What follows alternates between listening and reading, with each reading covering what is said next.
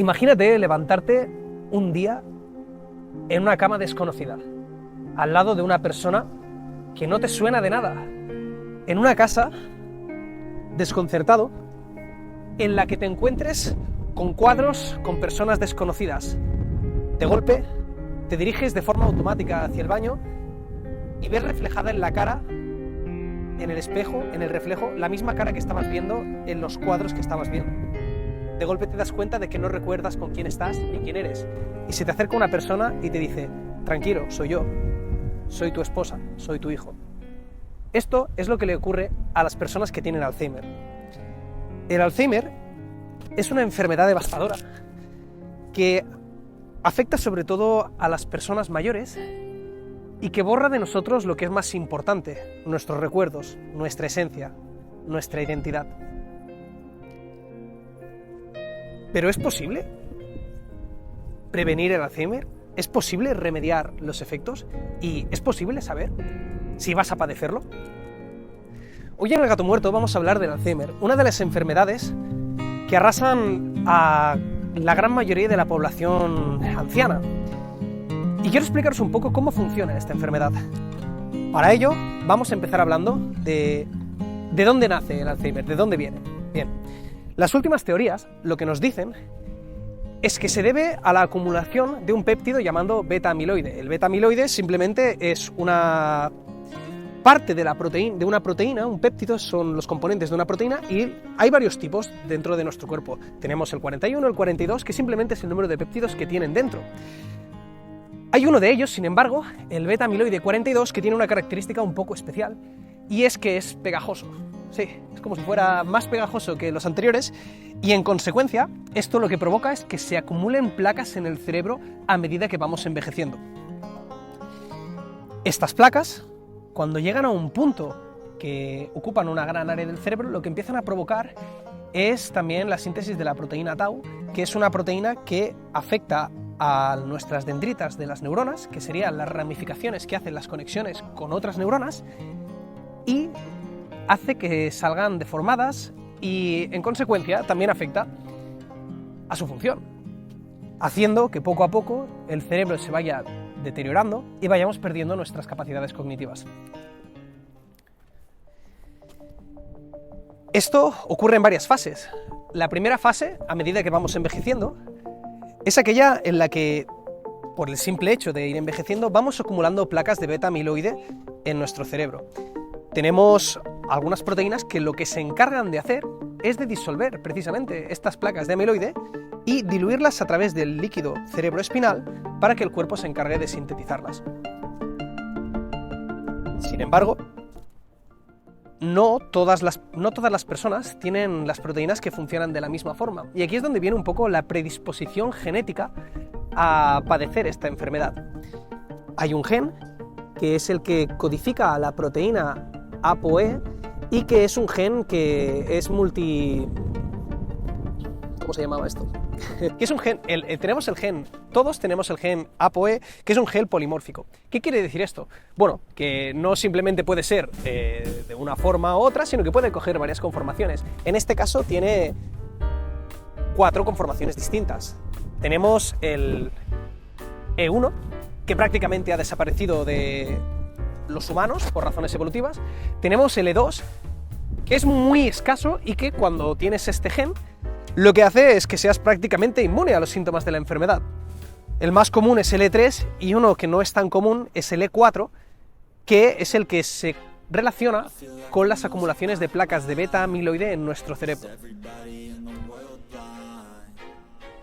Con papá y con mamá recibimos de cada uno de estos genes, y esto da las diversas combinaciones que podemos encontrarnos.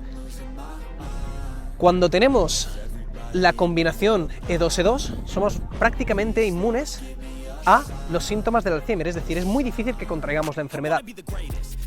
Si tenemos el gen E3 y E4, cada uno de un progenitor, tenemos ciertas posibilidades de desarrollar Alzheimer, y si tenemos la combinación E4-E4, que es una combinación bastante rara, tenemos 12 veces más posibilidades de desarrollar esta enfermedad que el resto de la población. ¿Cómo podemos saber si tenemos este gen? Bien, puedes hacer un test genético que te permite averiguarlo. Pero más importante es saber qué podemos hacer cuando descubrimos que somos propensos a tener esta enfermedad.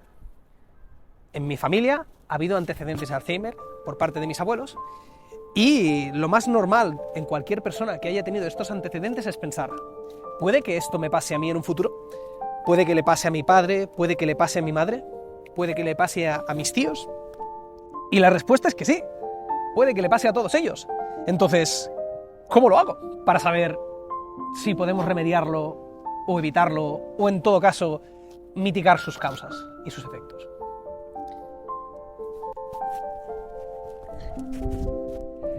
Y aquí es donde empezamos con la parte más interesante de todo este tema, porque resulta que se puede medir y se puede saber si tenemos estos síntomas con una prueba relativamente sencilla y ni siquiera tan cara.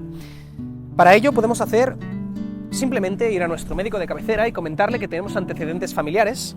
Con una punción podemos extraer el líquido cerebroespinal y saber si de esta forma tenemos acumulación de beta-amiloide 42 en el líquido cerebroespinal. Si tenemos concentraciones altas, es bueno, porque significa que la proteína que se encarga de sacar el beta-amiloide del cerebro y llevarlo al líquido cerebroespinal lo está haciendo correctamente. Sin embargo, cuando nos encontramos con el caso opuesto y no tenemos concentraciones altas de beta-amiloide 42 en el líquido cerebroespinal, aquí tenemos un problema, porque significa que la proteína que debería estar sacándolo del cerebro para eliminar ese residuo no está haciendo bien su función. Y aquí es cuando tenemos que empezar a preocuparnos, porque esto es un indicador de que estamos en estados cercanos a desarrollar los síntomas del Alzheimer. El Alzheimer es una enfermedad que, de la forma en la que funciona, no significa que vayamos a sufrir los síntomas al principio.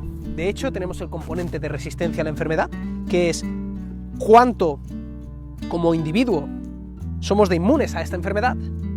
Y luego tenemos la resiliencia a la enfermedad, que es, pese a ser alguien que la está padeciendo, cómo expreso esos síntomas.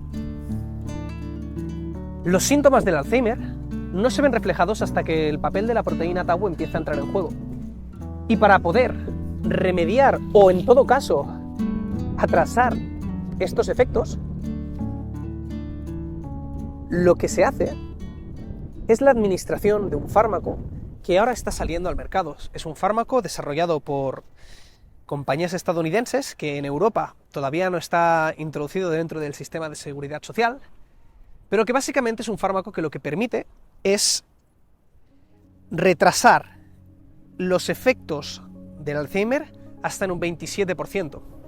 Esto lo que nos puede permitir es que, pese a tener la enfermedad desarrollándose, no empecemos a percibir esos síntomas hasta dentro de 5, 10, 15 o incluso 20 años, que en muchos casos puede ser exactamente el tiempo de vida que nos quede.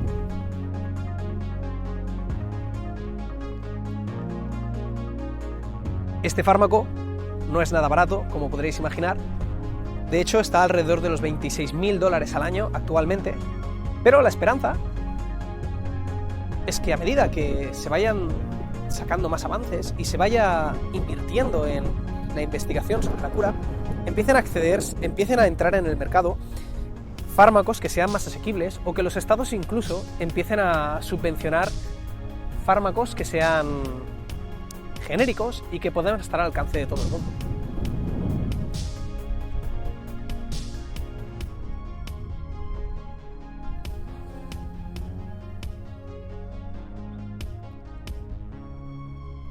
Hay fundaciones, como la Fundación Pascual Maragall, que dedica gran parte de sus recursos a la investigación sobre el Alzheimer y cómo lidiar con sus síntomas, con sus causas, con sus efectos y con sus víctimas.